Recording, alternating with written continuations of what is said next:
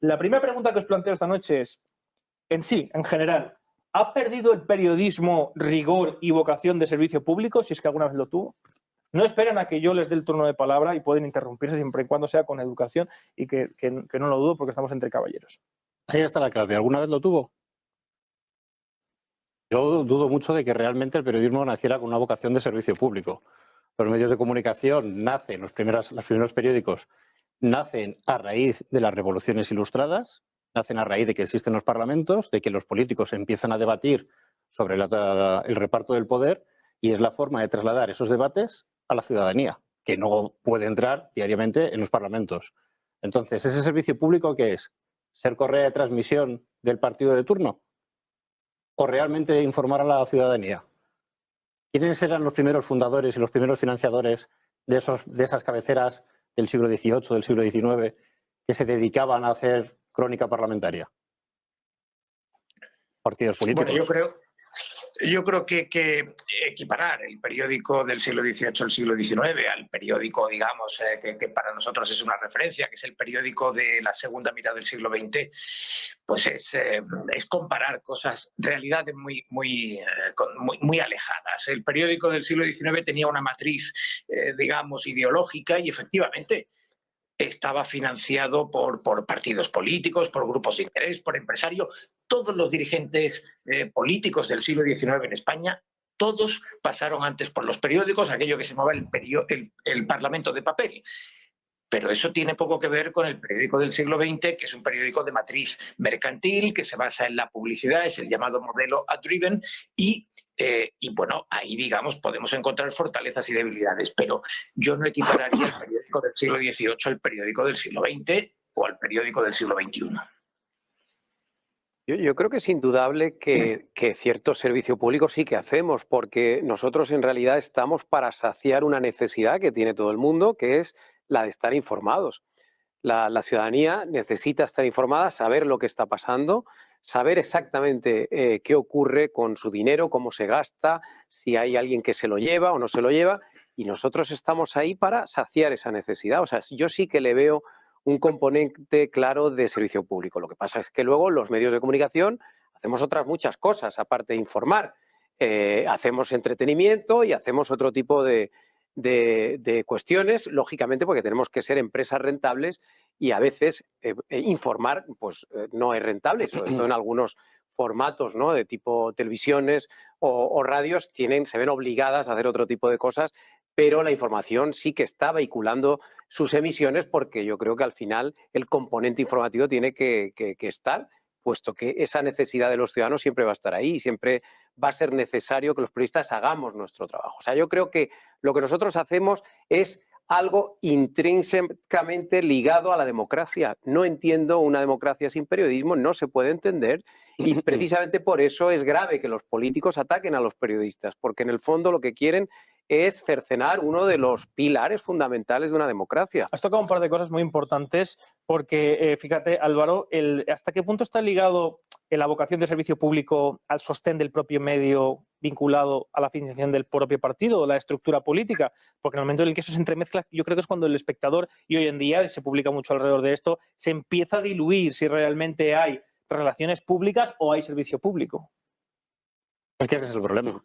Ese es el problema. ¿Qué medio de comunicación es independiente financieramente, se sostiene solamente con las cuotas de sus lectores? No voy a hablar ya de radio y televisión, que podemos decir de sus anunciantes. ¿Qué medio de comunicación puede prescindir de la publicidad institucional?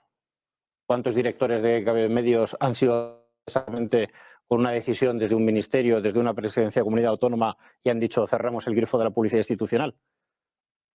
Y eso ha pasado no solamente en los últimos años, yo diría que ha pasado a lo largo de la historia de la democracia española desde el 78. Hablaba antes Teodoro León Gros de que es cierto que no se puede equiparar los periódicos del siglo XIX con los de la segunda mitad del siglo XX. Correcto, la sociedad del siglo XX no tenía nada que ver con la sociedad del siglo XIX. Pero ese modelo de periódicos que existía, del que hablaba, que son los modelos de periódicos independientes que se sostienen financieramente, no es algo que vimos en España, por desgracia. Con la dictadura franquista, evidentemente, no pudo haber esas empresas de comunicación libres, independientes, que pudieran adentrarse en aventuras como hacían en otros países, que se sostenían notablemente con familias de editores, que eran empresas familiares de editores que se dedicaban a hacer un servicio de vocación a la comunidad, pero que por mucho que pudieran tener esa vocación de servicio público en un primer instante, siempre estaban en una última instancia limitadas a la relación con el poder político y económico, y eso les limitaba y les obligaba a poder tocar determinados temas o no tocarlos, abrir determinadas peleas o no abrirlas. ¿Querías hablar, Gabriel? Sí, yo es que tendería a tratar de sopesar un poco términos que encierran una polisemia muy grande, empezando por el término libertad y extendiéndolo especialmente al concepto de libertad de prensa. Yo tengo toda la impresión, en primer lugar, cuando hablamos de libertad, si hablamos en rigor, yo creo que debemos eludir la visión romántica según la cual la libertad sería autoconstituyente, sería la potencia de un sujeto autoconstituyente que podría desplegarse de modo perfectamente autónomo. No, la libertad es algo mucho más sencillo, perdón, mucho más modesto, quiero decir. La libertad es la capacidad de conocer las determinaciones en las cuales juegas y en la medida en que llegues a conocerlas, tratar de dominarlas. En lo que concierne a la prensa, yo tengo un poco desasosegante impresión de que decimos libertad de prensa como eufemismo de rentabilidad de prensa. Dicho de otro modo, no, yo no creo que la prensa sea un servicio público, ni pienso que deba serlo. Para el servicio público está el BOE, y punto. De público en la estructura del Estado. Tiene que ser. Naturalmente. Por el contrario, la prensa libre en los países que han tenido eso, y digo han tenido porque no está muy claro que sigan teniéndolo, ha estado basada precisamente, ha estado sentada sobre estructuras económicamente independientes respecto del poder de Estado y de algún modo, y que de algún modo sabían jugar con esas determinaciones de las que hablábamos antes. Naturalmente tú lo decías con toda razón y todos lo hemos experimentado. No hay un solo medio de prensa que pueda en estos momentos sobrevivir si no es a través de los medios de publicidad que operan en él. Los digitales sí, y la gente de YouTube, por ejemplo. Hasta cierto punto, pero la gente de YouTube tiene sus propias vías de ingreso en función de las entradas y, por lo tanto, tiene la necesidad de plegarse a esas determinaciones. Pero lo que te decía es, el verdadero problema ahora mismo es cómo demonios se puede mantener una prensa escrita libre, que es lo que a mí más hondamente me preocupa, porque lo que realmente ha sido un soporte esencial de la libertad en la Europa moderna ha sido la prensa escrita.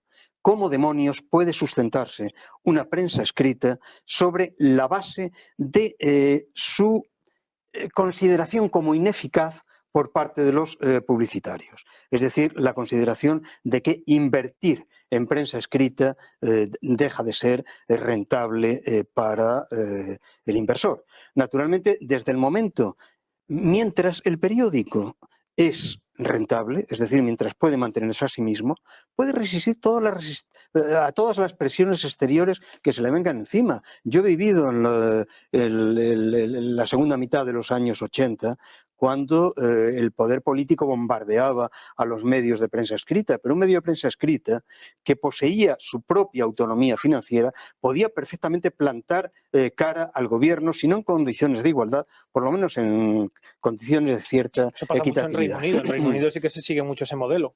¿Qué sucede en el momento en el que hoy en España no existe ya un solo periódico escrito que pueda autofinanciarse?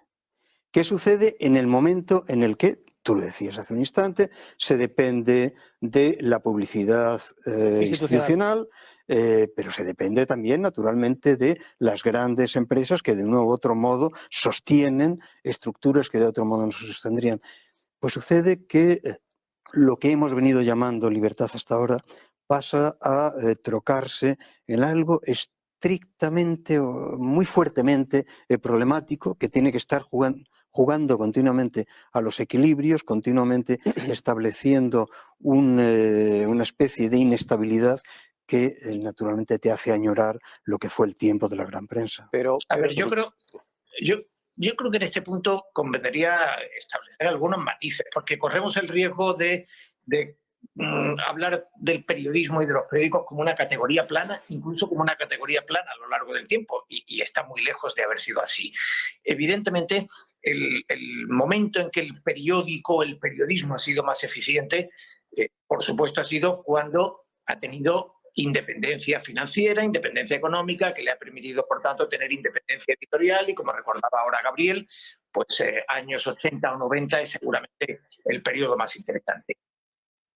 A ver, en este momento, cuando hablamos de la crisis del periodismo, de la derrota del periodismo, incluso de la muerte de aquel periodismo, estamos hablando de una crisis de un modelo, una forma de financiarse. ¿Significa eso que el periodismo está condenado a no poder volver a financiarse? No. Estamos evidentemente en un periodo de transición y veremos seguramente modelos futuros que tengan más eficacia. En el pasado se financiaron, como recordábamos, aquellos periódicos orgánicos del 19, los financiaban directamente los partidos políticos, luego los financió la publicidad, y ahora efectivamente estamos en un momento en que en buena medida la publicidad institucional es determinante, y eso hace que la independencia de los medios y por tanto del propio periodismo estén en entredicho. A partir de esa crisis de modelo, pues seguramente hay otras crisis sobre las que podríamos hablar. Pero yo creo que, es que el periódico y el periodismo han sido cosas muy distintas a lo largo del tiempo. Hasta los años 80, los periódicos todavía eran en buena medida empresas casi familiares, empresas, digamos, atomizadas. Yo creo que se comete un primer gran desastre cuando se integran en los grandes grupos multimedia, cuando el periódico se convierte en parte de la gran industria del show business, que tiene productoras de cine, de música, espectáculos, televisiones, etc. Luego llega Internet. Internet, evidentemente, nos hace cometer un error, que es dar el periódico gratis cuando le estás diciendo al ciudadano en el kiosco hay que pagarlo.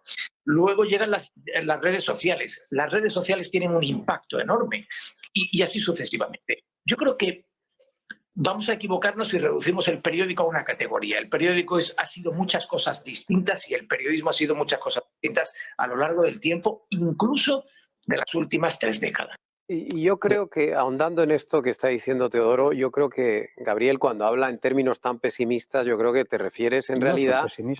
Pero en realidad te refieres a la prensa de papel. Sí, claro. La prensa de papel, evidentemente, ahora mismo en España ni es sostenible económicamente, ni siquiera está liderando las informaciones que, por ejemplo, ahora afectan al gobierno, ¿no?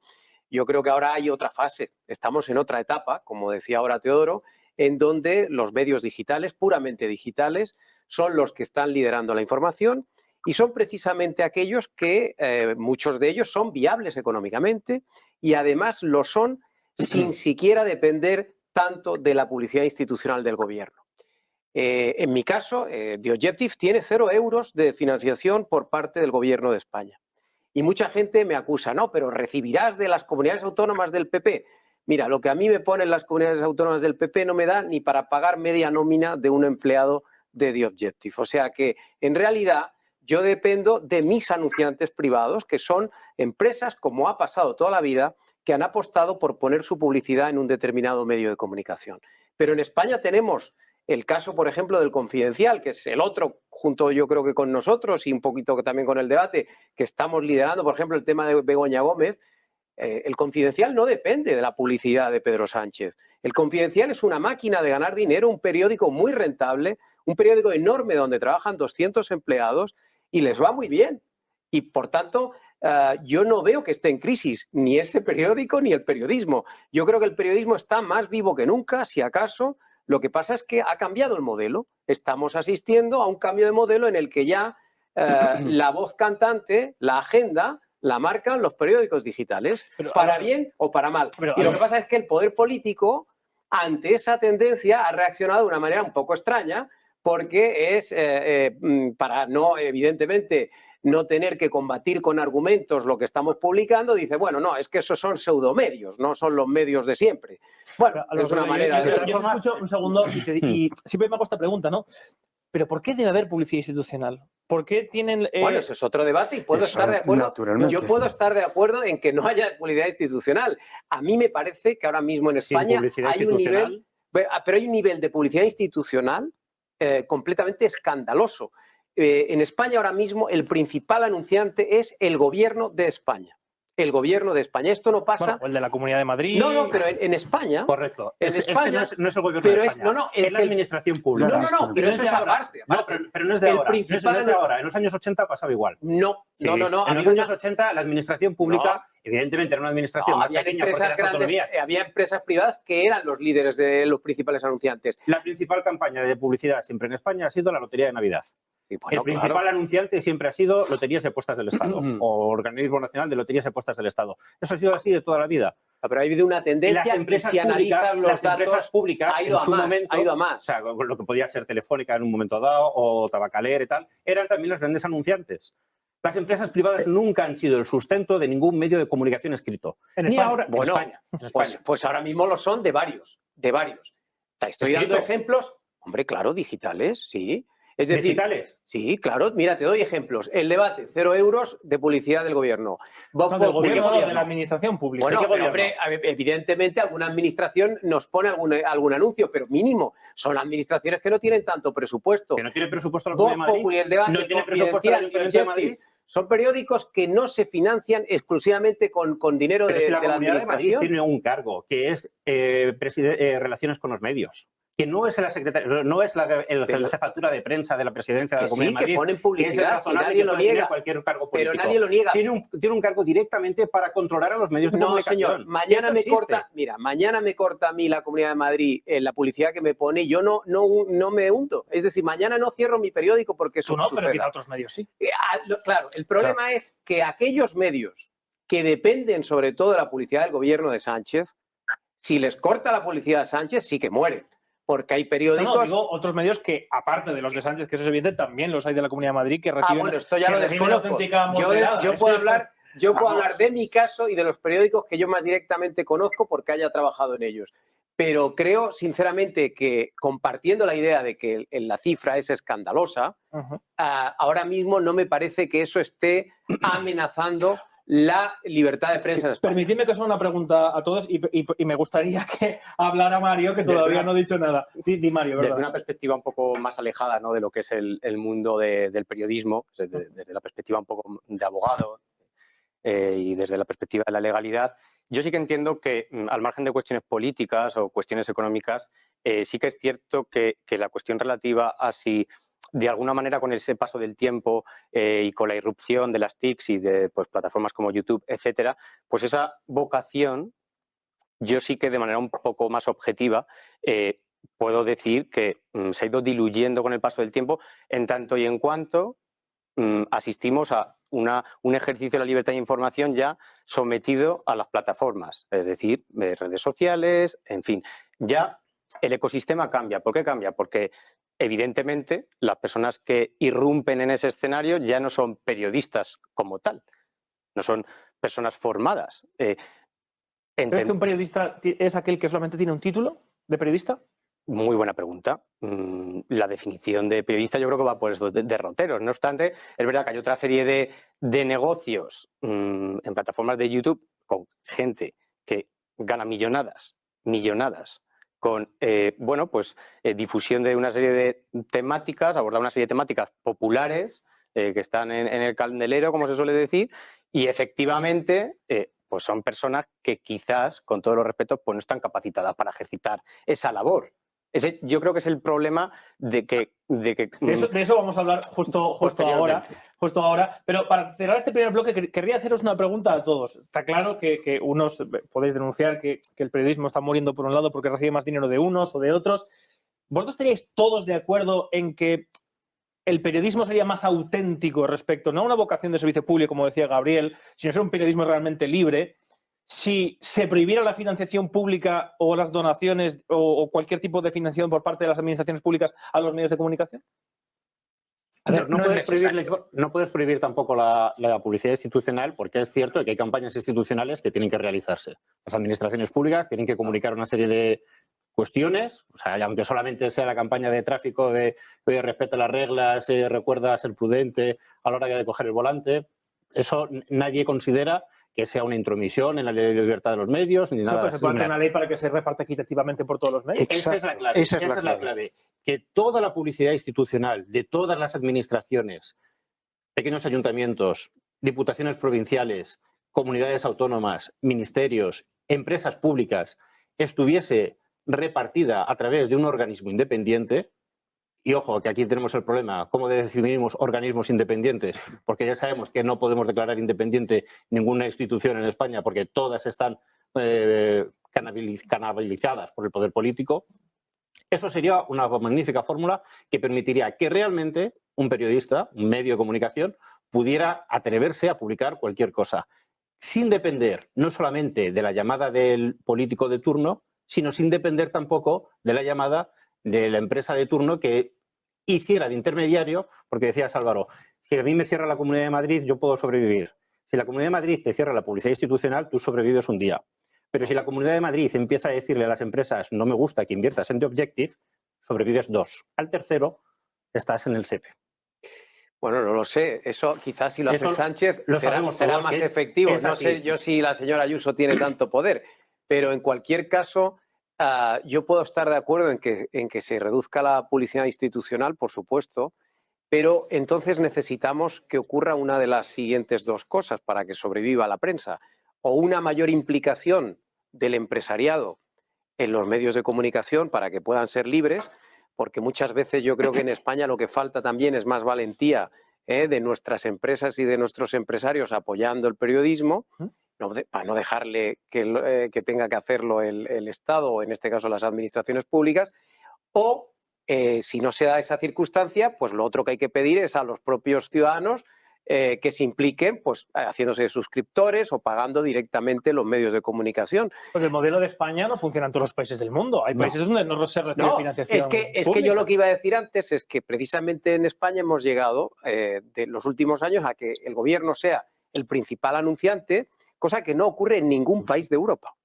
Y esto es muy importante. Los niveles de publicidad institucional y sobre todo la del gobierno, que es el que tiene mayor presupuesto, son inauditos en cualquier parte del continente. Esto no sucede en ningún sitio. Es un instrumento que tiene Sánchez muy poderoso para tener a todo el mundo comiendo de su mano. Yo pienso, Álvaro, que lo urgente, lo absolutamente urgente, es que efectivamente exista algún tipo de organismo regulador que evite la absoluta arbitrariedad con la que el reparto de esa publicidad institucional se efectúa.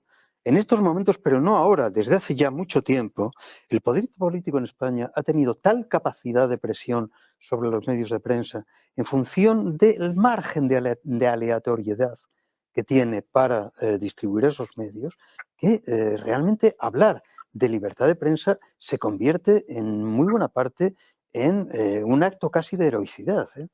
Debo deciros, porque es un tema que, como sabéis, lo que habéis seguido, lo he estudiado bastante profundidad, que la Comisión Europea sacó una directiva en el año 2018 en el que obligaba en su artículo 30 a que haya un organismo regulador que sea independiente. En España está la CNMC, pero todos sabemos que los 8 consejeros los nombran los partidos políticos. La presidenta actual la nombró del presidente del gobierno directamente en el año 2022. Es decir, que por ahora organismos independientes para regular la prensa, pocos. Pero lo que sí hay, por cierto, es un reglamento que aprobó el año pasado la Unión Europea.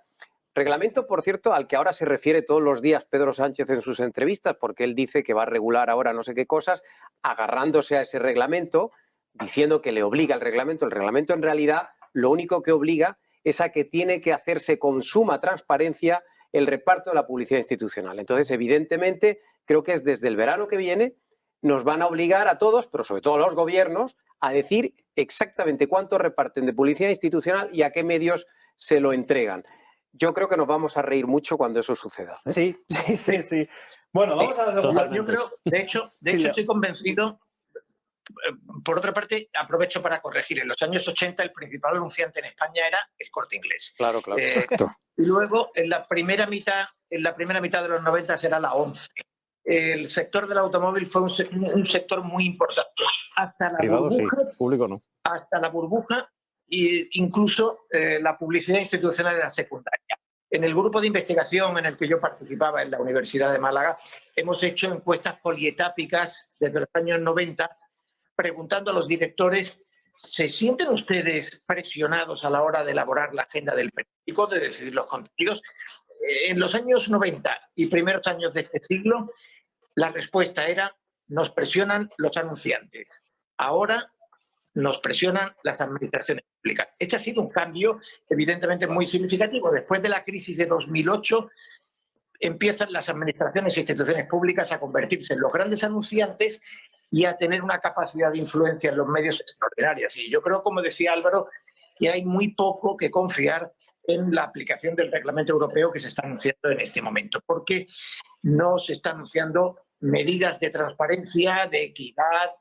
Lo que se está anunciando es una mayor discrecionalidad por parte del gobierno central. Vamos a este segundo bloque que quiero abrir con vosotros. Me gusta porque hemos planteado por lo menos puntos en común interesantes que estaría bien que se fueran extendiendo por parte de la sociedad española.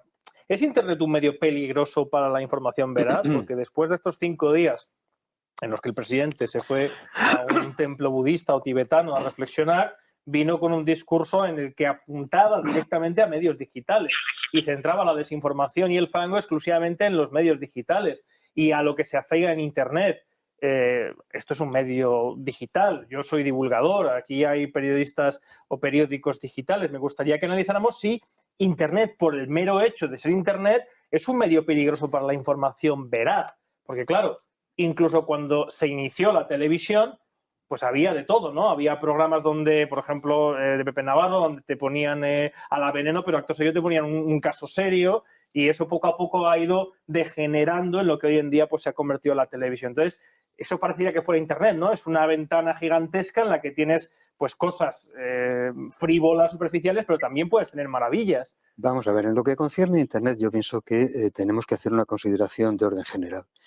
Internet ha reduplicado el mundo. Ha establecido un segundo mundo superpuesto al mundo.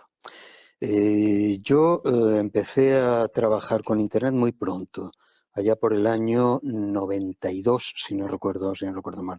En ese momento todos pensábamos que aquello era un instrumento muy especializado.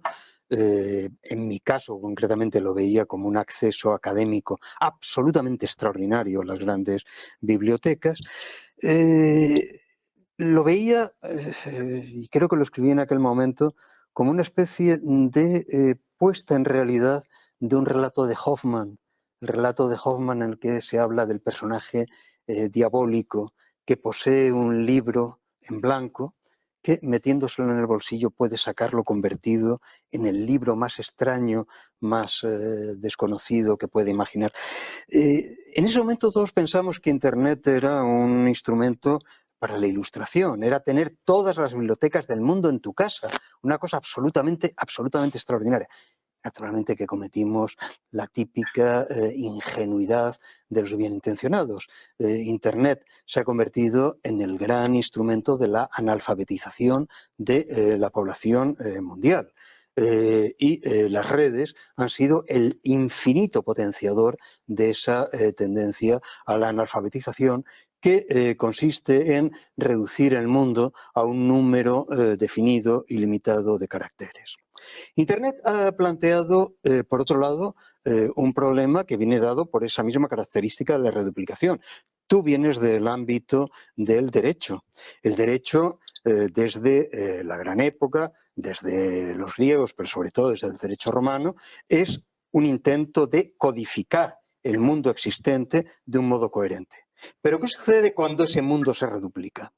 Lo que sucede es que a ese mundo reduplicado aplicamos un sistema de normas que estaba pensado para el anterior mundo y que no ajusta en el ámbito de Internet. Internet es un inmenso coladero en el cual la ley es una pura ficción que puede ser surfeada como se quiera y en la cual no hay manera de mantener un sistema de garantías claro. Por eso, naturalmente, no es Internet lo que tenemos que plantearnos aquí. Internet es lo que es decir, un inmenso basurero en el que hay de todo, precisamente por su dimensión. Es Pero también hay maravillas, Gabriel. Es lo que te estoy diciendo. Es un segundo mundo. Y como segundo mundo posee las basuras y las maravillas de este mundo. En lo que concierne al periodismo, lo que tenemos precisamente es que apropiarnos de esas maravillas, como en el mundo académico lo que tenemos que hacer es apropiarnos de ese fondo maravilloso bibliográfico que es Internet, pero eso sí, naturalmente, al precio de dejar perfectamente claro que Internet debe estar tan sometido y tan ajustado a ley como el mundo previo de antes de Internet, cosa que en la actualidad no existe. ¿Tú estás a favor de la intervención estatal de Internet? Yo estoy a favor del sometimiento a la ley de todas las instancias del mundo virtual. Claro, pero ahí entramos en un aspecto importante de lo que estoy planteando. ¿Quién dirime la ley? Porque quien arbitra la ley es un juez. Lo que quiere el gobierno es que sea la administración directamente. No, perdona. ¿De eso estamos hablando? No, hombre, pero eso se da por supuesto. Estamos hablando, no se da por supuesto. Estamos hablando de sociedades democráticas, por lo tanto estamos hablando de sociedades que operan sobre el principio de división y contrapeso de poderes. En sociedades democráticas hay organismos reguladores de las empresas. Sí, pero... O sea, en Estados Unidos, en Europa, existen empresas que regulan la alimentación. Existen empresas que regulan y verifican que los coches son aptos para circular. Existen empresas que verifican que cualquier objeto de consumo, pues sin pasa duda, una serie de controles pero en lo que concierne a la aplicación de la ley, existe un poder separado, llamado Poder Judicial, que... Sí. No, pero esencialmente. Claro, y naturalmente es lo que no se puede permitir que quede exento en el ámbito de Internet.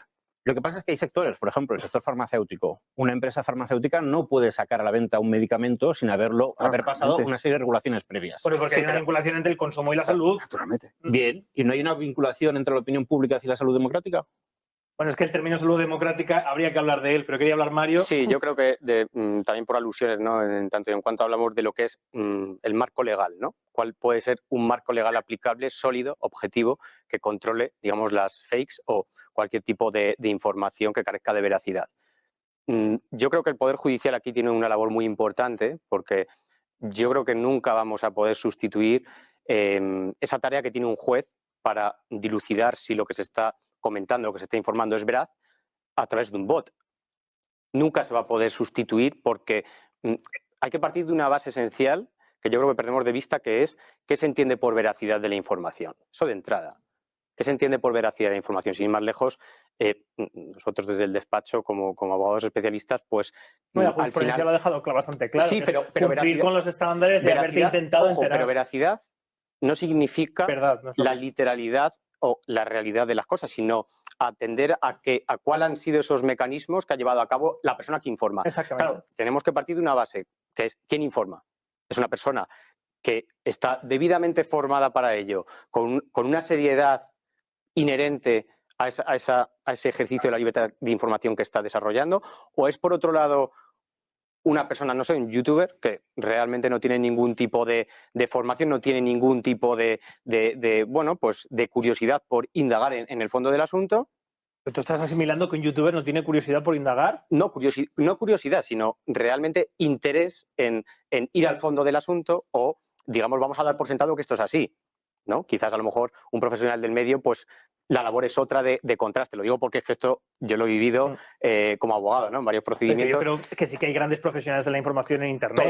Totalmente. A ver, en cada campo hay de todo, ¿no? Pero yo sí que quería hacer especial énfasis en, digamos, que Internet sí que para mí es una herramienta evidentemente muy útil, pero ha dado pie a verdaderas catástrofes a nivel vulneración del derecho al honor, de la intimidad y una serie de cuestiones que evidentemente van a tener que recaer sobre el Poder Judicial para que regule esas cuestiones. Pero fíjate, Mario, te planteo una cosa.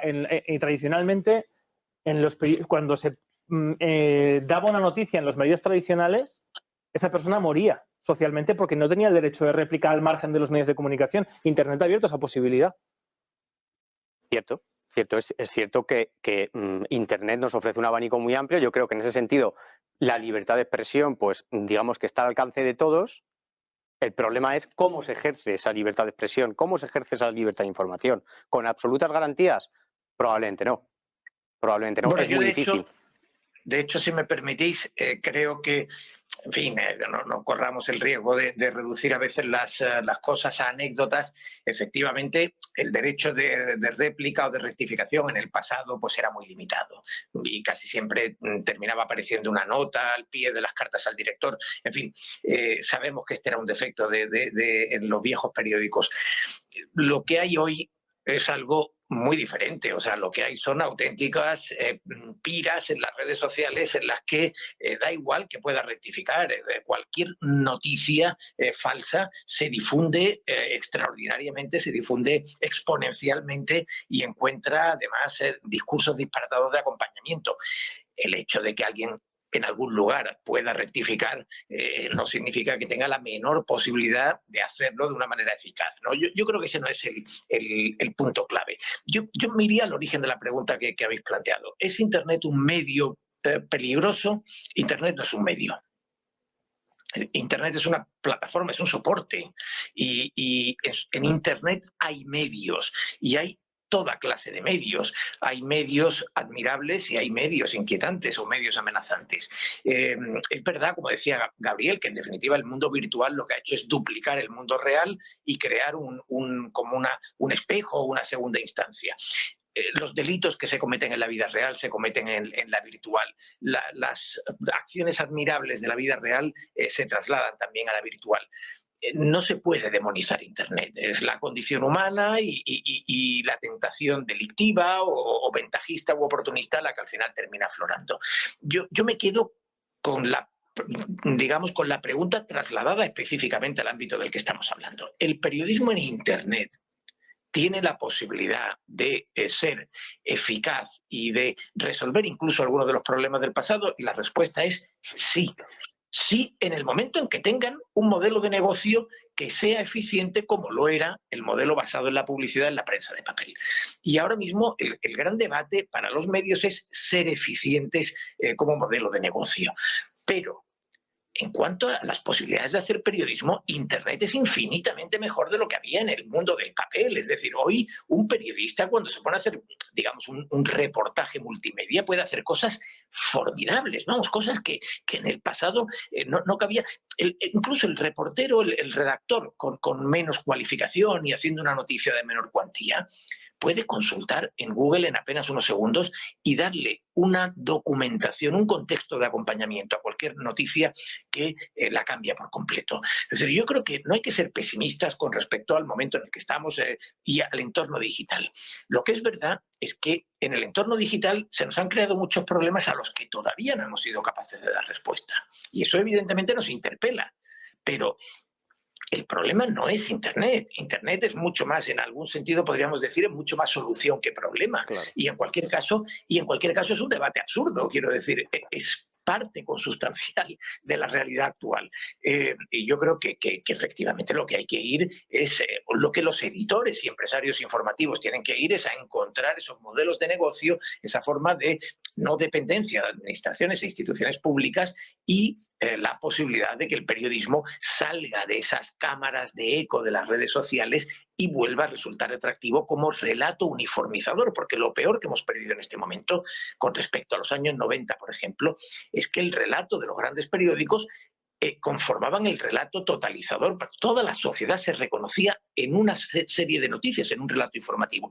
Hoy cada burbuja, cada cámara de eco escoge sus propias noticias y digamos en las burbujas de la derecha apenas se sabe nada del novio de Ayuso y en las burbujas de la izquierda apenas se sabe nada de la mujer de Pedro Sánchez y se sabe de manera muy sesgada y de manera muy desarticulada.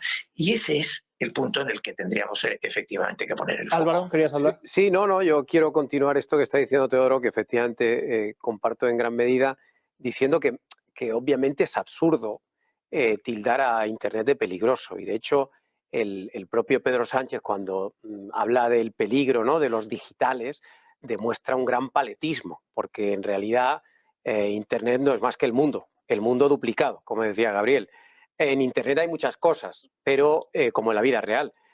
Si nos vamos al periodismo, yo creo que Internet es una maravilla. Es decir, Internet lo que ha permitido es, para empezar, abrir el abanico de medios de comunicación. Es decir, para empezar, hay una enorme pluralidad.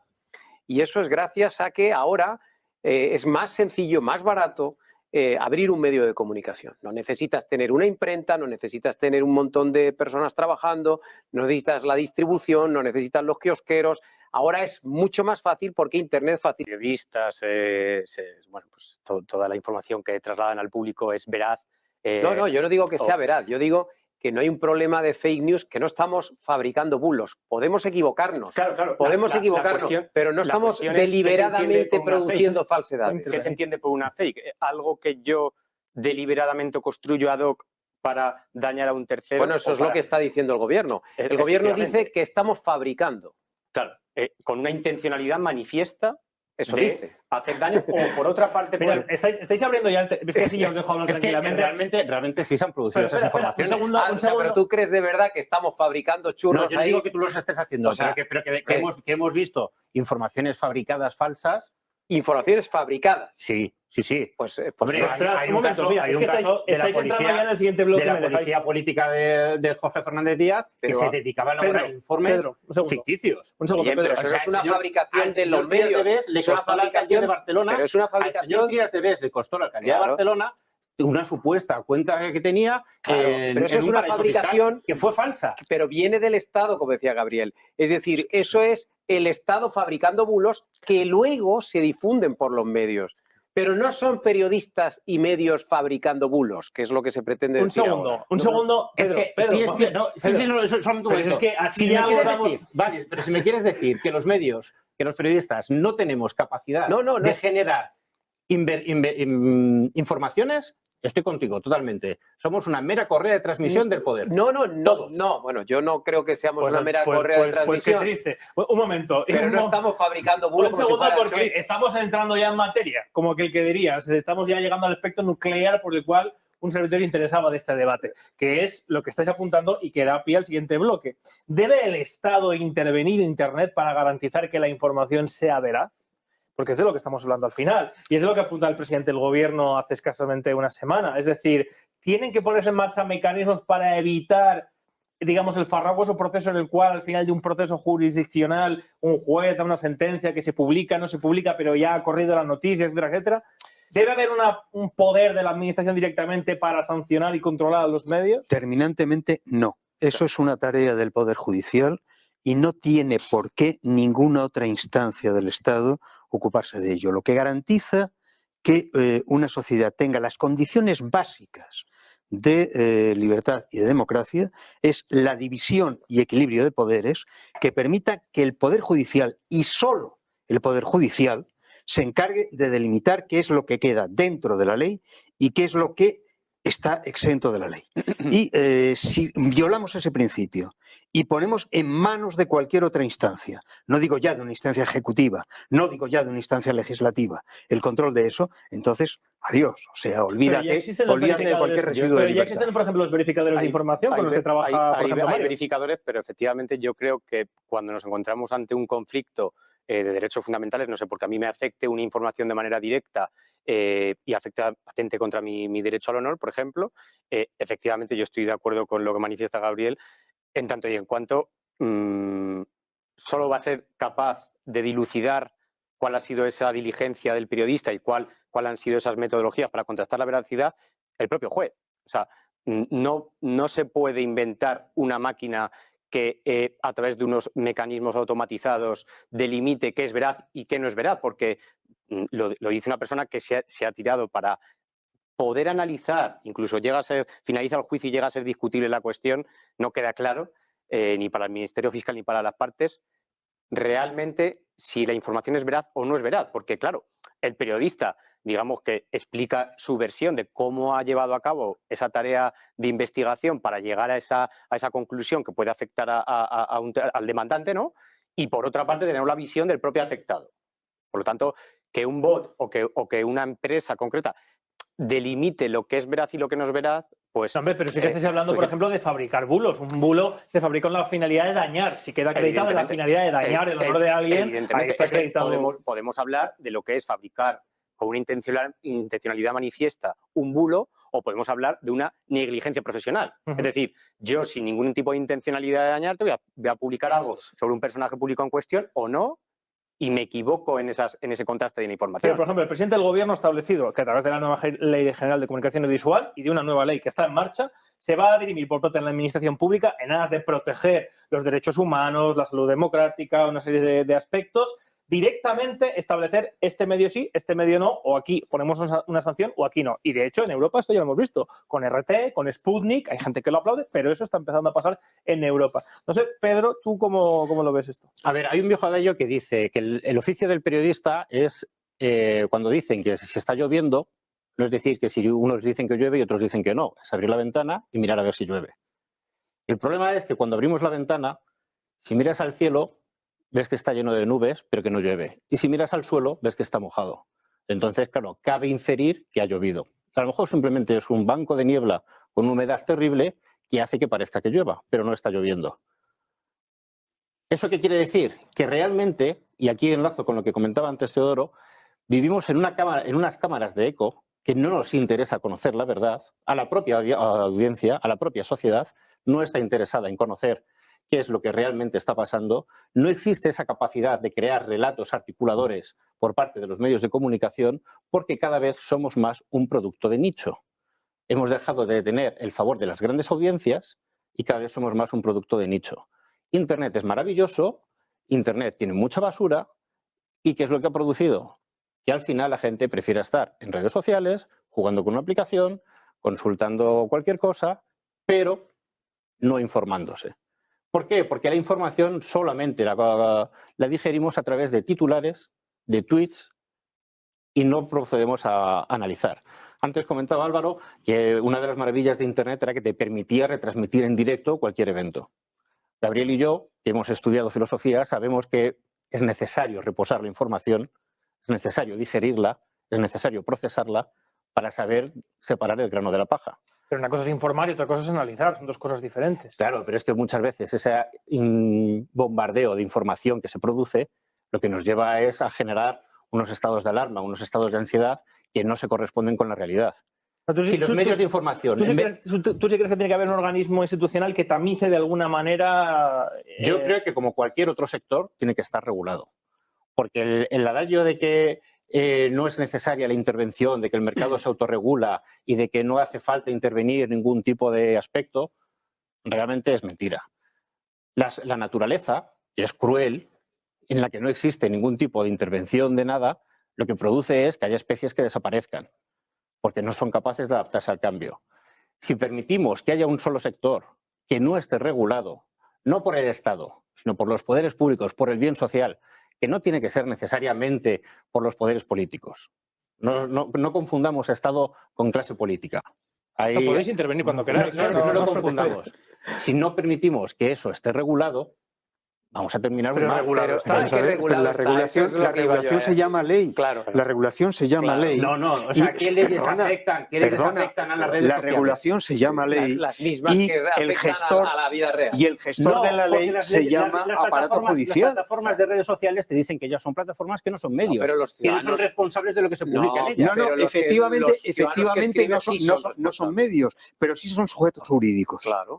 Y en tanto que sujetos jurídicos, este señor puede perfectamente llevarlos a los tribunales. Una cosa es lo que diga el propio medio y otra cosa es lo que la ley establezca, porque todos los hemos visto, yo creo, en programas de televisión, que no hace falta que mencione, no somos responsables de lo que se diga. Sí, pero eso es mentira. Al final, claro, que con independencia de que la plataforma establezca, bueno, yo no soy responsable para que usted no me diga nada, bueno, la ley a lo mejor contempla otra cosa en la medida en que evidentemente es una cuestión ya no jurídica, sino lógica, que una plataforma va a tener responsabilidad a la hora de que se alojen ciertos comentarios. Claro. Por ejemplo. Sí, pero la realidad que estamos viendo es que las redes sociales se están escapando de muchas sentencias. Totalmente. Por eso. Totalmente. ¿Por qué? Porque falta una regulación. De hecho, falta una actualización de la ley para cubrir campos que no están cubiertos. Llámalo como quieras. Perdona, no es lo mismo. Nos engañemos, vamos a ver. Yo creo que no debemos engañarnos. Lo que está proponiendo Sánchez ahora mismo, que es el que está liderando el debate de que hace falta una nueva regulación, lo que está proponiendo Sánchez no va contra las redes sociales. Sánchez lo que quiere es cepillarse a los 3 o 4 medios de comunicación que no controla. Bueno, y algunos youtubers también. Entonces, esto es así. ¿Y qué pasa? ¿Que no hay regulación? Claro que la hay. Es decir, Insisto en lo que he dicho antes, en España los periodistas estamos sometidos al imperio de la ley a diario. Los jueces y los tribunales nos chequean a diario. Yo voy a los tribunales continuamente, a mí me piden responsabilidades en los tribunales continuamente, porque ese es un derecho básico de los ciudadanos que se ven afectados por mis informaciones. El Código Civil y el Código Penal. Si alguien se ve perjudicado por una información de mi periódico, tiene todo el derecho del mundo a ir a los tribunales y a demandarme o querellarse contra mí. Lo que no podemos admitir, y yo creo que estoy en la línea totalmente de Gabriel, es que al margen del control judicial, alguien ahora nos pretenda imponer otro tipo de control, porque es que en realidad lo que quiere es cargarse a los medios que publican informaciones críticas contra el gobierno. Y eso sí que es aberrante y, por supuesto, arrasa con la democracia y con la libertad de prensa. Es decir... ¿Pero por qué tenéis miedo a que existan organismos es que lo están diciendo claramente en otras democracias?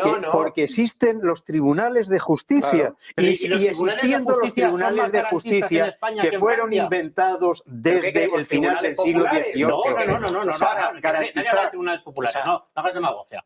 No, pero vamos a ver, es que lo que entendemos por el Estado moderno está sentado precisamente sobre eso, sobre el blindaje de un aparato perfectamente separado, perfectamente autónomo, llamado Poder Judicial. Si tú empiezas a desmoronar ese aparato introduciendo suplencias que de algún modo sean directa o indirectamente... ¿Quién ha hablado de acabar con el Poder Judicial? Allá donde tú pones una suplencia a la aplicación de la ley en manos, a fin de cuentas, del poder político, estás destruyendo, pero además destruyendo de modo irreversible la democracia. Pero es que nadie está pidiendo eso. Es que me parece que estáis cogiendo la mano por las hojas para llevarle una campaña que no está todavía planteada. Pero Pedro, cuando veamos un proyecto de ley, Podemos ya lo anunciado. Podemos ya anunciado. ¿Quién es Podemos?